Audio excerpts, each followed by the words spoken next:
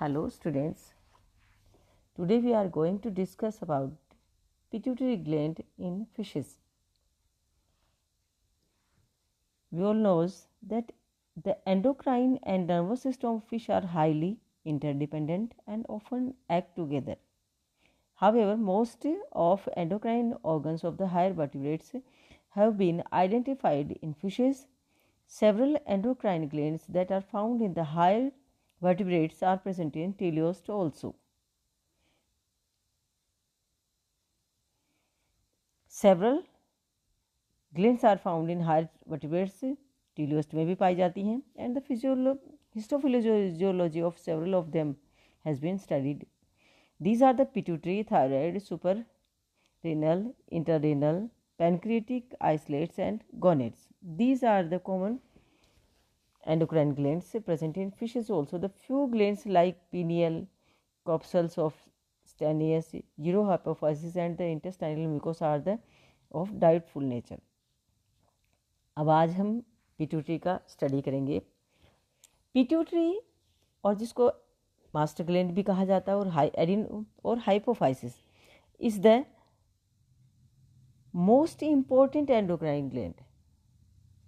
Master gland we all know this is also known as master gland. Most important endocrine gland in teleost and consist of two main parts. दो इसके मुख्य भाग होते हैं. एक होता है न्यूरोहाइपोफाइसिस, दूसरा होता है एडिनोहाइपोफाइसिस. ऑफ दिस न्यूरोहाइपोफाइसिस जो है वो ब्रेन से निकलता है, डिराइव्ड फ्रॉम, एंड एडिनोहाइपोफाइसिस जो होता है उसका ओरिजिन होता है ectodermal, evagination of the roof of the buccal cavity. Pituitary is situated ventral to the brain, just behind the optic chiasma के पीछे ब्रेन की अधर सतह पे पिट्यूटरी पाई जाती है.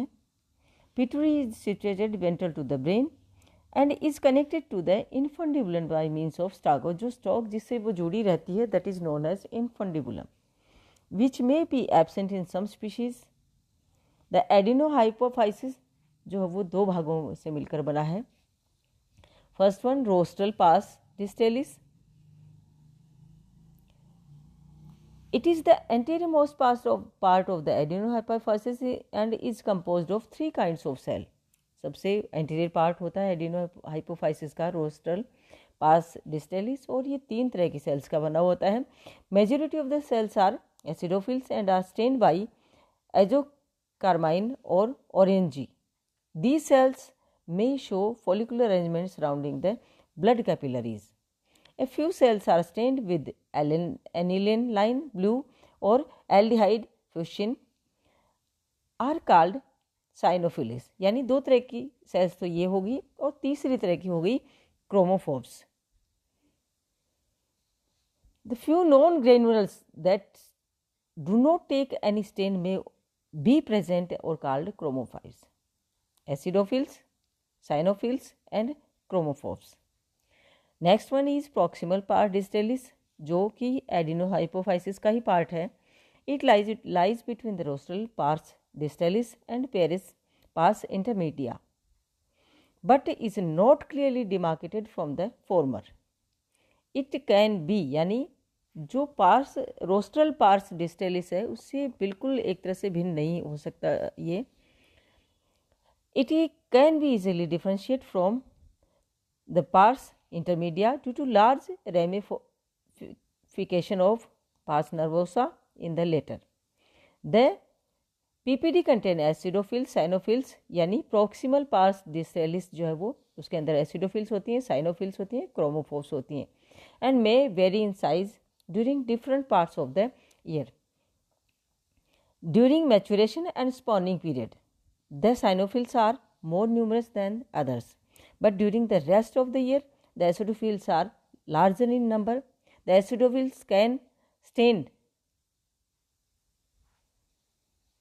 the azocarmine or orange.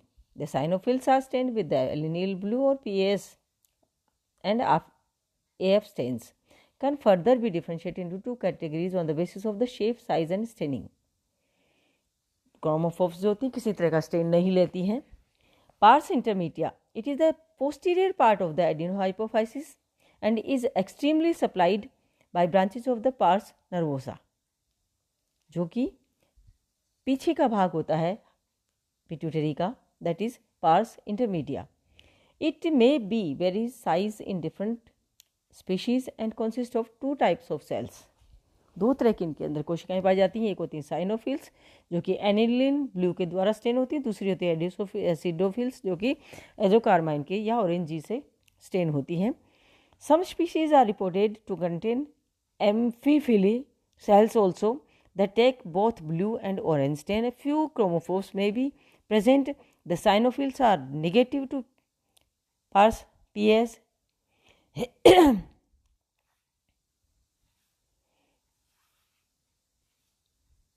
Pars intermedia is well vascularized and is believed to secrete 2 distinct hormones.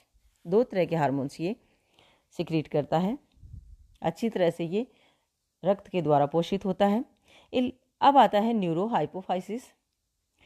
A large number of nerve fibers arise from cells in the hypothalamus and entered the hypophysis forming the neurohypophysis. Nerve fibres जो होते हैं वो formation करते हैं neuro hypophysis का. The fibres branches repeatedly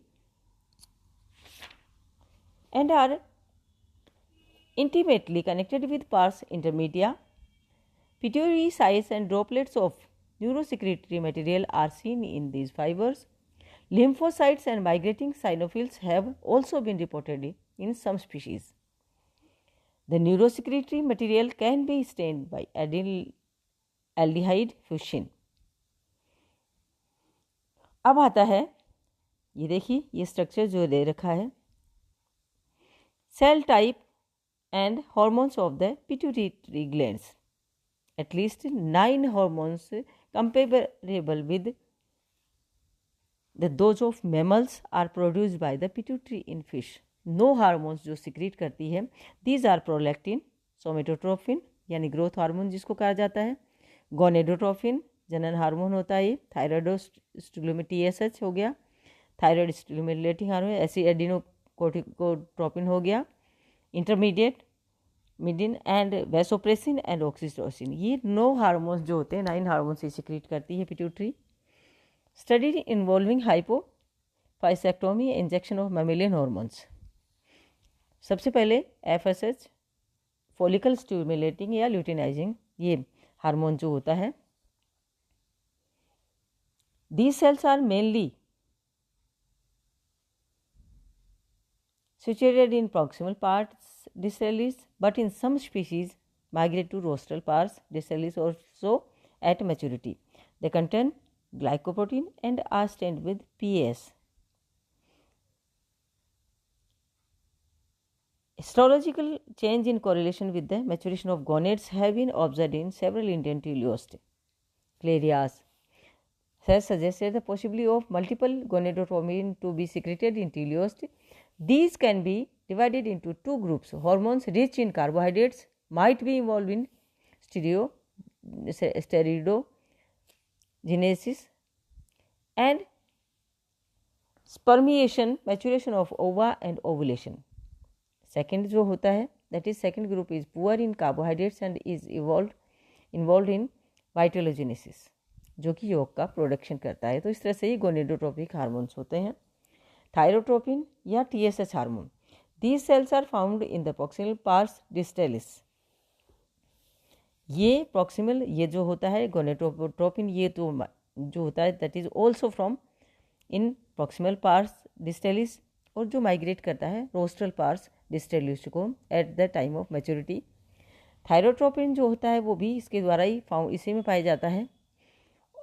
parse proximal pars distalis में are basophils and cannot be easily distinguished from the gonadotropin purely on staining affinity.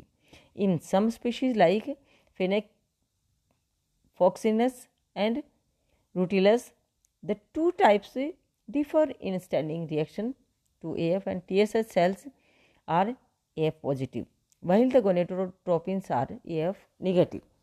यानी AF जो है जिसके द्वारा जिसको एल्डिहाइड फ्यूशन कहा जाता है उसकी नेगेटिव होती हैं ये. In some species, thyrotropin या TSH cells lies in the dorsal region of the proximal parts distalis, while the gonadotrophy occupy the ventral part. अब आता है सोमेटोट्रोफ्स या STH हार्मोन जिनको कहा गया है.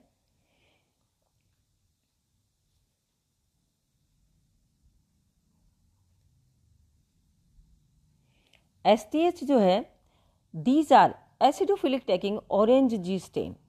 ये एसिडोफिल सेल्स, इनमें एसिडोफिलिक नेचर इनका होता है.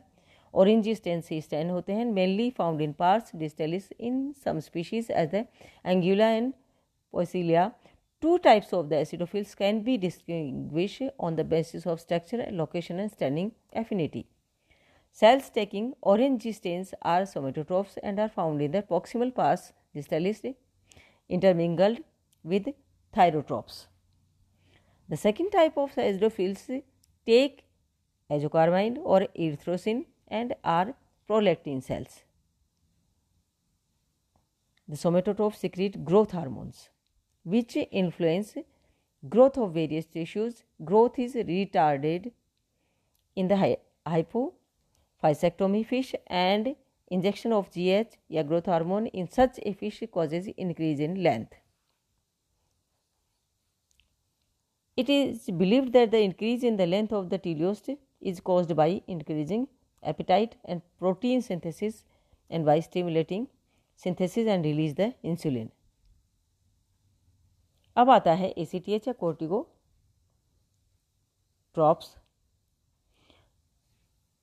These cells are situated between the rostral pars distalis and the neurohypophysis. ये दोनों के बीच में होती है रोस्ट्रल कोर्टिकोट्रोफ्स जो सिक्रीट करती हैं, and are believe to secrete adenocorticotropic hormones जो कि रोस्ट्रल पास डिस्टेलिस और न्यूरोहाइपोफाइसिस के बीच में पाई जाती हैं. In some species as the Poecilia, these are elongated and chromophoric without granules but can be stained faintly red with azocarmine in some species. अब आता है prolactin. These cells are located in the rostral pars distalis and form a compact mass. ये rostral pars distalis में ही होती हैं जो prolactin cells होती हैं, but in the elangula they exhibit a follicular arrangement. Prolactin cells can be stained red with erythrocin, azocarmine or acid fusion.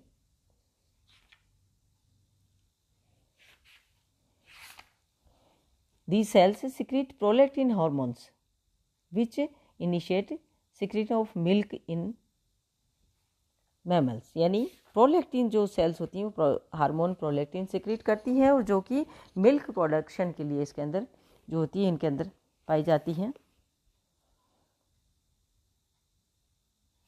Birds में.